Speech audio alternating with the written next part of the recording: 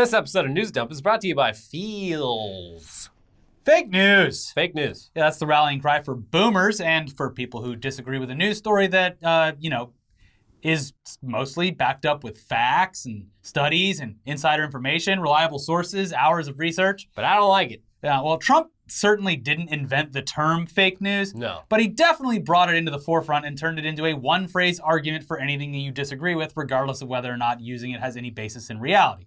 But while the majority of people, including the president who used the term fake news, are typically using it against a story that clearly has some basis in reality, there is actual real fake news out there. We're talking about satirical outlets like The Onion, or our personal favorite, The Hard Times and their gaming subsidiary Hard Drive. And then there's The Babylon Bee. It's a satirical news site for the right. Yeah, I've laughed at a couple Babylon Bee headlines, but it's mostly bad. It's hit or miss. Yeah. But one was certainly believable enough for someone. So on Friday of this week, Trump tweeted out one of the Babylon Bee's stories, positioning it as real reporting to his 87 million followers. The article in question, literally fake news from a known satirical website, was titled, "Twitter Shuts Down Entire Network to Slow Spread of Negative Biden News." This was in reference to a period of downtime that Twitter suffered on Thursday this week, just before the separate presidential town halls were set to air. Service on the website was sporadic for a few hours. A lot of features were unavailable for a lot of users. I didn't know what to do with myself. Yeah, I was like, what do I do with my hands? Yeah. What do I do with all these jokes? Eventually, though, service was restored, and Twitter claimed that while they did experience an outage, there was nothing nefarious going on. Quote, "Twitter has been down for many of you, and we're working to get it back up and running for everyone. We had some trouble with our internal systems and don't have any evidence of a security breach or hack." So it wasn't hacked. This wasn't a Bitcoin scenario again. But no, it couldn't be that the website had just broken, like it has done so many times in the past. There was definitely something else going on. Now, the story from the Babylon Bee, which is obviously fake, it included quotes like, "After seeing account after account tweet out one particularly bad story, CEO Jack Dorsey realized he had to take action. Dorsey smashed a glass box in his office reading 'break in case of bad publicity for Democrats.' Inside the case was a sledgehammer for smashing Twitter's servers." Okay. I mean, here's the thing. With most satirical websites, people don't share anything but the headline. Yeah. It's literally just headline A lot sharing. of Onion articles at this point are literally just a headline. Yeah, And with no you story open up attached. this and it's nothing attached Yeah, to it's it. just like a picture. That's because they fired all of their staff because Facebook pivoted them to video, and well, we all see that. Yeah, but yeah, Onion's definitely been on the decline for a few years. But luckily, bless the hard drive. yeah, the hard drive and Reductress and Reductress a few is other good, yeah. ones. The satirical industry It's is safe for now. doing just fine. But look, like with most people online, regardless of if your satire outlet of choice is primarily just a headline, we assume that Trump really just saw the headline and agreed with it and hit the quote/retweet button and then just added a little spice on top of it. Here's what he said. "Wow, this has never been done in history. This includes his really bad interview last night. Why is Twitter doing this? Bringing more attention to Sleepy Joe and Big T." Is that who he calls himself now? Is he Big T? I wasn't clear on that whole part, but yeah, he's very upset that Twitter would bring down its own website, stab itself right in the gut to protect Sleepy Joe from an article that honestly doesn't really paint him in a terrible light, nor do they follow-up articles where he says that he loves his son. Yeah, there's like text message excerpts of like Joe Biden telling his son he loves him, and I'm just like, oh, this is making me like this guy. Yeah. Also, I'm 100% positive Trump has never told his adult sons that he loves them. No, that's why it's so shocking to them. They're like, obviously this is some sort of weird cover-up going on. Jay, is it gay to love your son, fellas? Yeah. Anyway, please spare us the inevitable comments from people whose argument basically boils down to, once again, saying, he was just acting like an idiot. You've been trolled. Yeah. The President of the United States tweeted an easily verifiable fake story that he simply agreed with and wanted to amplify to his base, because just getting it out there is enough to run with, even if we all know the story's fake and that it came from a satirical website. There's absolutely people out there right now who are talking to people and telling them how Twitter shut down because people were spreading the truth about Joe Biden and his cool son hunting. Yeah. Did you see the pictures of him smoking a cigarette in the bathtub? Looks pretty badass. What a king. Yeah, and also just, look, despite all of his faults, I love my son. Is a very weird thing to say is bad. Gay! Yeah. Anyways. Joe Biden's gay. Mm-hmm. Sadly, the Trump defenders, they were quick to log on, with one claiming that this was, once again, brilliant 4D chess from the president.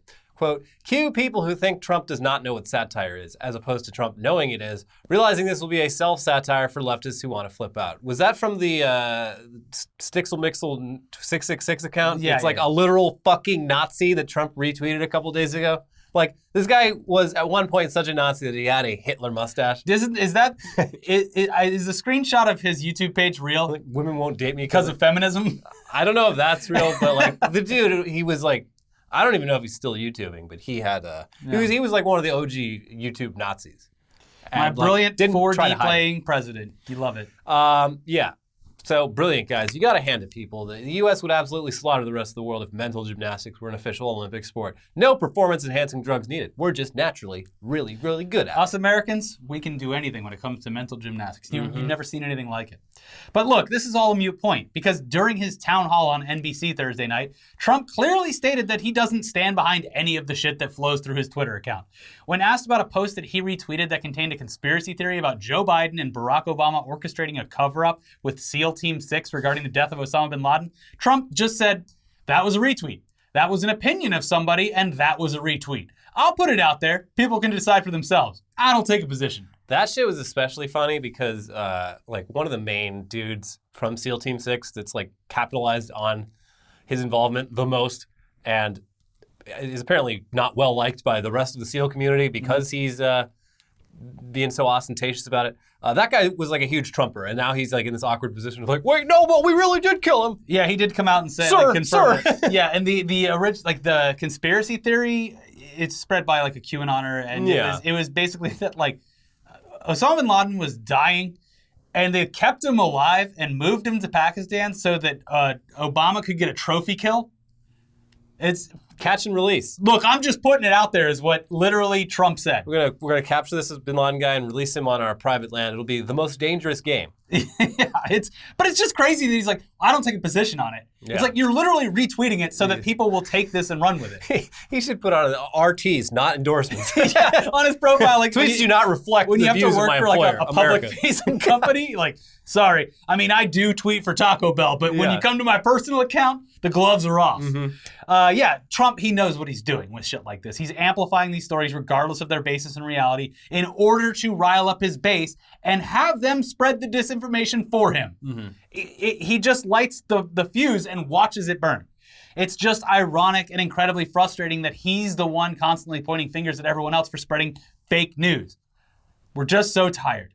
Please, bite your tongue, vote for Biden so we can stop caring about this guy, hopefully.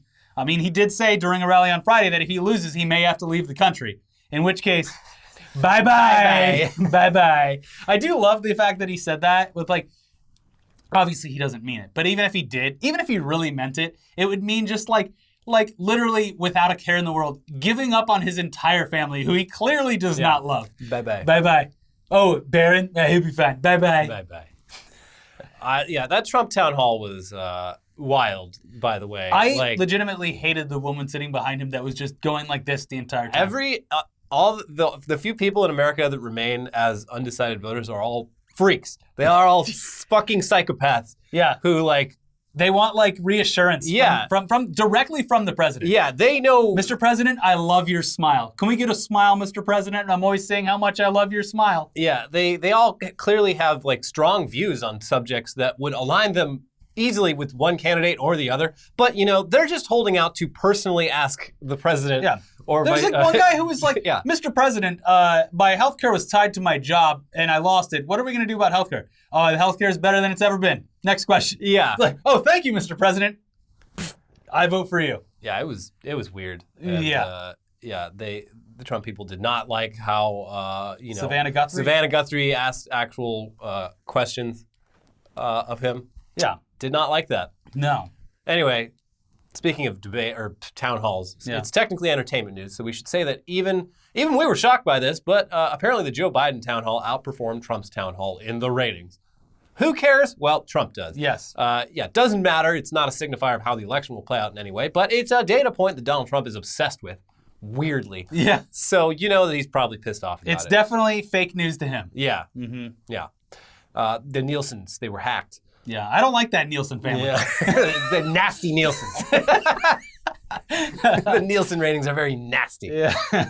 But yeah, we can't believe the U.S. of all places would tune in to watch Biden talk calmly and directly about policy positions and plans of action. His town hall, boring as hell. Very boring. Yeah. He even stayed after the cameras were off to talk to people. Yeah. Boring. This is not a quality assessment. I'm just saying the Trump one was more entertaining because it was a freak show. Yes, it was. The Biden one, I'm like, all right. Anything. Who cares? It's literally how people described Howard Stern in the 90s. Yeah. I just want to see what he says next. Yeah. It's chaos. Mm-hmm. Yeah. But yeah, people chose to watch Biden talk us all to sleep instead of watch Trump go on a steroid-induced, nonsensical, unhinged dialogue with the host of the Today Show. Yeah. It was a circus served up on a platter, and America's like, meh. Yeah. And NBC had it playing on like 3 different channels. So his odds of like winning the ratings war were good, but still lost. Yeah, here we are. There we are. From Variety, Trump's hour-long appearance on NBC, which drew criticism across the industry and even an angry letter from top talent and showrunners who work with NBC Universal, trailed Biden's 90-minute session with ABC in the ratings, even with the cable news networks factored in.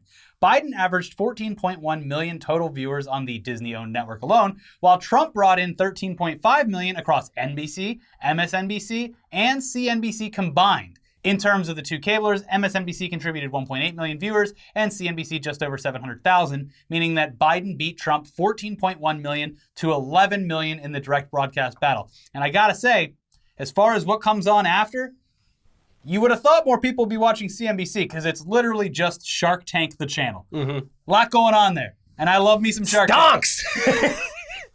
So you would have Let's check in on the stonks. He would have got some free views off of people that were tuning in expecting to see Mark Cuban buy into some special organic dog treat. Yeah. Yeah. Anyways, the Trump debate's on. For those reasons, I'm out. Mm-hmm. Anyway, now for the weekly cleanse. Take a deep breath because we're going to talk about standard entertainment news in a second. Mm-hmm. Again, we're sorry. This is just how things are because we're essentially 2 weeks away from a very important, very contentious election. Mm-hmm. And you like it anyway, you dirty little freak. So, deep breath. Okay, time to calm down. And you're in luck because this week's episode is sponsored by Feels. Feels is a better way to feel better. Their premium CBD will keep your head clear and help you feel your best, and has been proven to greatly reduce anxiety, pain, and sleeplessness. Do you experience stress, or have anxiety, chronic pain, or have trouble sleeping at least once a week? You're not alone. Many of us do. Yes. Inadvertently, I was doing okay with sleep. Then all of a sudden, the new pre-patch for Warcraft came out, and a lot of sleepless nights. Here we go again. Back out into like Azeroth or whatever. Yeah. But I've been having a lot of trouble getting to sleep, and thankfully I still have my Feels droplet in the dresser next to me, so just ready to wake up and start again. Off to Neverland. It really does help because after like hours of gaming into the middle of the night after working and stuff, it's like I'm wired and I can't get to sleep, so it really does help. Feels is premium CBD delivered directly to your doorstep that naturally helps reduce stress, anxiety, pain, and sleeplessness. All you do is place a few drops of Feels under your tongue and feel the difference within minutes. Feels works naturally to help you feel better. There's no high, hangover, or addiction. Join the Feels community to get Feels delivered to your door every month. You'll save money on every order, and you can pause or cancel at any time. Become a member today by going to feels.com/newsdump, and you'll get 50% off your first order with free shipping. That's FEALS.com/newsdump to become a member and get 50% automatically taken off your first order with free shipping. Feels.com/newsdump. Hey, there you go. Enjoy some nice sleep and reduced anxiety. You're going to need it going into the damn election. All right, now let's move on. The movie industry, not doing so hot right now for obvious reasons. And while that really does suck to see, I mean, there's not really a choice in the matter. Having a bunch of people grouped up inside of a building for extended periods of time while they laugh, scream, cry, or just breathe in general, it's a bad idea because you know what's going on. The coronavirus. And while we're sure that eventually, someday, when we're back to normal, theaters will hopefully be there waiting for us. The landscape might look way different. Some will probably close their doors for good, and we could definitely see a consolidation of the amount of theaters where you live cut to, half of what was once available for a very long time. That is probably going to happen. Seeing a movie outside of your home might become an event. And this was kind of already happening anyway. The pandemic just threw everything into fast forward, as it did with a lot of industries. Yeah. Theaters, they've been doing a decent job of adapting to the desires of moviegoers over the years by upgrading the screens and audio equipment, making the seats more comfortable, offering alcohol and expanded food options, opening up reserved seating so you would know where you're going to sit before getting there, and even more recently, dancing on the corpse of MoviePass by offering tiered options for all-you-can-watch movies for certain price points. But then, bam, that damn coronavirus. And unlike a lot of other industries, like the Quibi industry, when you blame coronavirus, it's actually the coronavirus has ravaged the theater industry. When Quibi says that it affected them, they are lying. Yeah. They are using it as a scapegoat. Mm-hmm. When movie theaters and theme parks and anything venues, where people... bars. Yeah, music venues, bars. When they say it, they're telling the truth because everyone has eyeballs. Yeah. Yes. Luckily, though, for some of the big studios, most notably Disney, they had gone ahead and invested in creating their own streaming platforms literally at the perfect time. It's actually kind of scary and a bit suspicious how well this all worked out for those streaming platforms. Release the gas. But with theaters closed and people still having a desire, dare we say, a need to watch new movies and shows, platforms like Disney Plus took off in a bigger way than even the executives could have imagined. And now movies are going straight to streaming, mostly because there's no other option. But apparently it's working quite well. Yeah. Yeah, they're seeing a return on their investment. This is all because Mickey Mouse fucked that bat. That was wild. Also, so not to get off topic, but that South Park, that's it. That was just one thing, and they're done.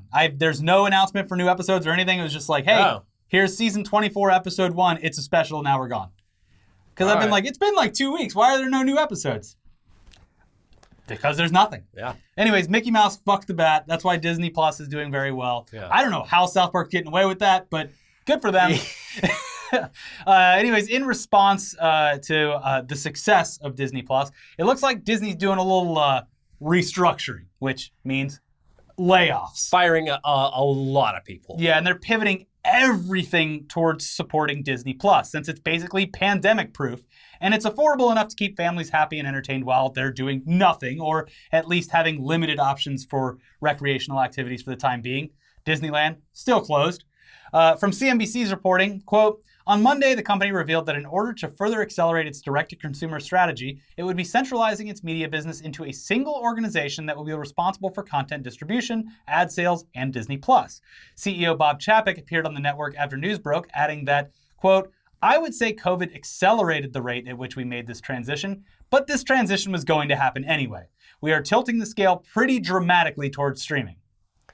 And this isn't shocking. No. I mean, Warner Media owns AT&T, Warner Brothers, DC, and so on. They're also doing this exact thing behind the scenes. Yeah, they had multiple news stories come out over the past couple of months about, hey, remember all those jobs we had in traditional TV and movie making? Oops. You're fired.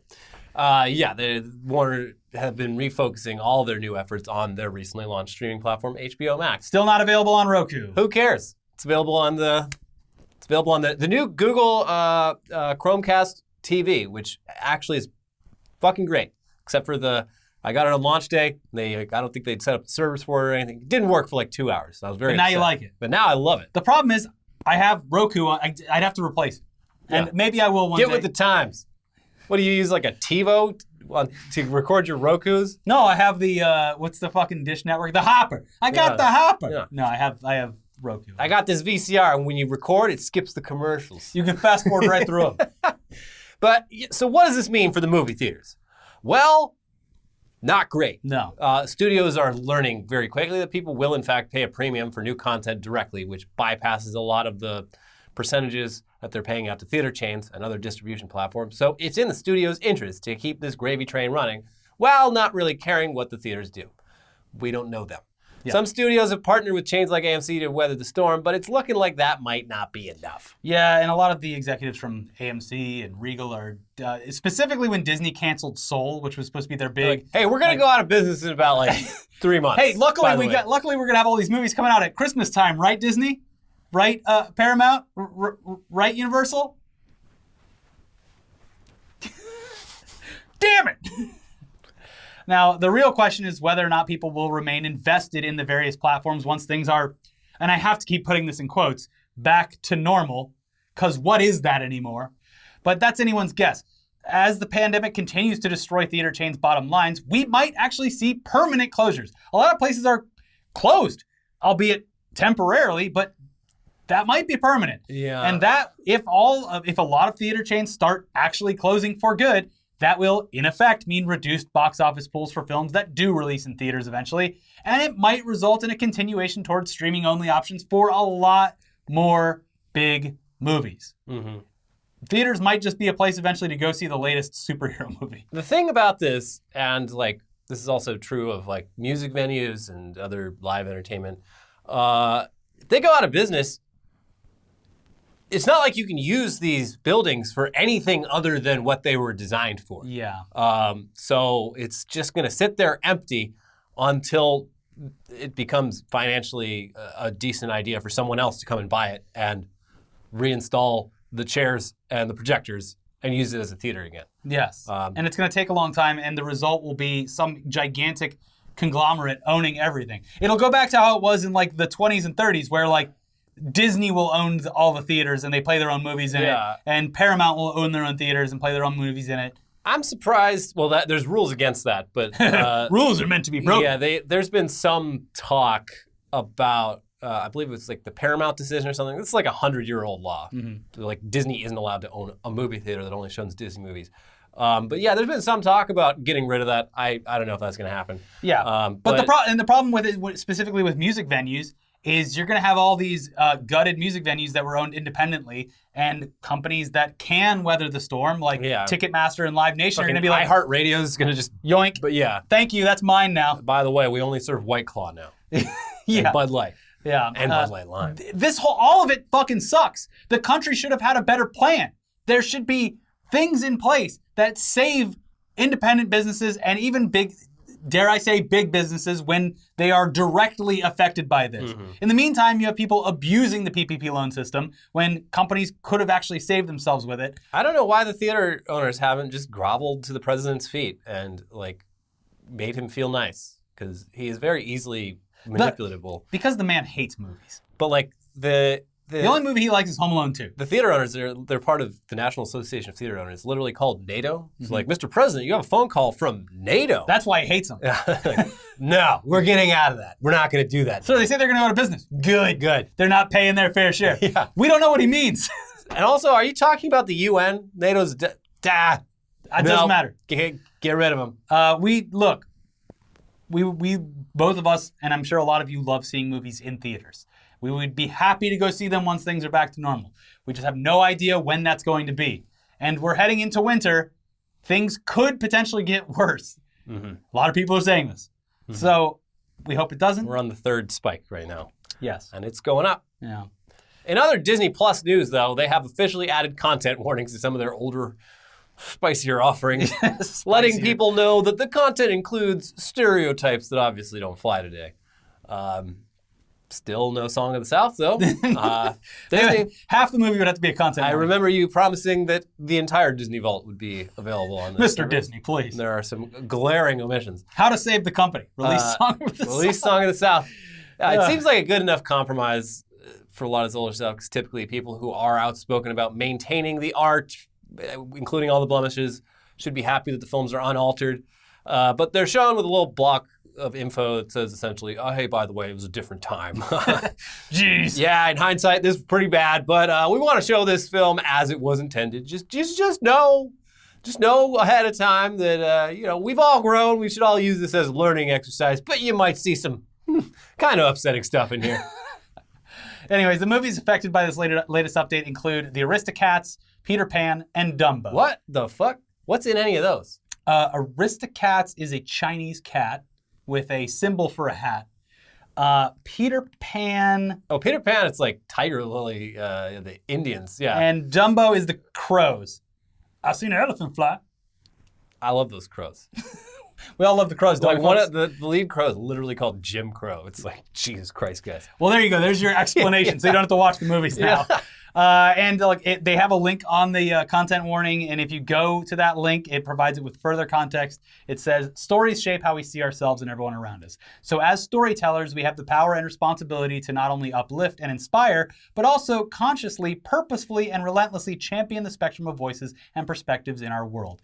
We can't change the past, but we can acknowledge it, learn from it, and move forward together to create a tomorrow that today can only dream of. Cool. Yeah.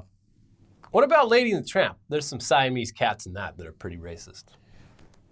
They're like, we are Siamese, if you please. They're waiting for the outrage. It's a big yikes. Flip the switch. Yeah. Yeah. There's a lot. What are they going to do about the Lion King where it says sex in the grass? Or the Little Mermaid with that giant penis. Big dildo. I don't know. We'll have to wait and see. Yeah. Anyway, let's look at some new movie news real quick, starting with some new information regarding the next Mad Max film, which is going to be a prequel centered around the Furiosa character from Fury Road. Charlize Theron will not be reprising the role. She was apparently a little upset with the decision to cast someone younger, but ultimately said, listen, I fully respect George, if not more so in the aftermath of making Fury Road with him. He's a master, and I wish him nothing but the best. Obviously, I would love to see that story continue, and if he feels like he has to go about it this way, then I trust him in that manner. I mean, I really liked him after his Babe movies, but when I worked on Fury Road, it really solidified him as a master. Today, I was reading this New York Times oral history of the making of Fury Road from a couple months back, and it was wild. I didn't realize what a pain in the ass that movie was to get made. Of course it was. They were out in the desert using actual practical They were effects. literally filming out there for 6 months straight, though. Insane. In Namibia, in the middle of fucking nowhere. Yeah. And apparently Tom Hardy and Charlize Theron got really into it with George Miller. Everyone was fucking miserable. Yeah. But yeah. Hey, it turned into one of the greatest movies of all time. So both of them after the fact, they're like, look, I just want to publicly apologize. We got into a lot of arguments on the set, but you were right. Anyway, this latest Furiosa news gives us the info on the casting of young Furiosa. The role will be played by Anya Taylor-Joy, and she will be joined by Chris Hemsworth and Yahya Abdul-Mateen II. Cool. No idea when this will come out, especially considering, the thing. Yeah. But it's exciting to see whatever George Miller does with his universe. I'm excited. He's very old. They should get to it. They should get started. I would love to see an expose. 90. I would love to see an expose on the making of Babe, and where people are like, it was miserable. We were on set for 14 hours a day. The damn pigs. He treated the pigs better than us. Anyways, hey stoners, put down the bong. We got a new one for you once you're done watching Hubie Halloween for the 50th time. By the way, the newscaster in Hubie Halloween was a real newscaster and got fired for being involved in the movie. What? Seems a bit harsh. Come on. Yeah. Anyways, Super High is a movie that's being made, and not Super High Me, which is if you're a stoner, you've already seen it. It's the Doug Benson documentary. This one is just Super High, and the concept, it's good enough. You smoke weed, a certain type of weed, and you get superpowers. Are you on board yet? I hope so, because that's the only information, really, aside from this. The film will be produced for New Line Cinema, and it's going to be produced by Andy Samberg, Craig Robinson, and Common. Okay. Nice group there. That's all the info, but hey, it's new movie news, and there's kind of a drought right now. So look, you smoke weed, you get superpowers. Could be great, could be dog shit. I have a lot of confidence in Andy Samberg. I've liked pretty much everything Craig Robinson's been involved with. The whole stoner comedy thing, does it really have a place in today's society? Where weed is fucking legal in half the country? So yeah, that's look. I love a good stoner comedy. But I was watching literally the NLCS, and there was multiple commercials for CBD cream. Yeah. It is just we did a CBD ad in this video. In this video. It is a normal thing in life. It's very strange. It's like, we're going to do a drinking comedy, which I guess is like Beer Fest would be a drinking comedy. I think most drinking comedies are probably problematic these days, but stoner comedies seem fun. I guess they're still doing it. It's fine. Well, there you go. Super High. Yeah, that's look. There's not a lot happening right now. We're in a bit of a lull. There's a pandemic.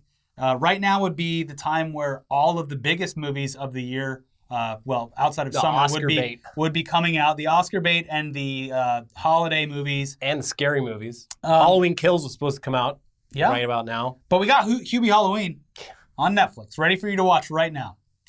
So there you go. Watch Hubie Halloween, I guess. In the meantime, check out our most recent episode of Tech News Day, where if you want to see something real creepy, we have a haunted jetpack user in this city. We don't know somewhere. that he's haunted, but he is he's a bit like a specter. Yeah. Appearing. He floats. We don't know if he's disappearing. real. Yeah. Yeah. It's a mystery. It's a fun mystery. So be sure to watch that episode because it's wild. And also watch our episode from earlier in the week. We'll be back for some more weird news very soon. In the meantime, enjoy your weekend. Yeah. 2 more days left of heat in LA, and they swear it's over this time. Yeah, we'll see. I'll believe it when it gets cold. Yeah. For real. Bye. Bye.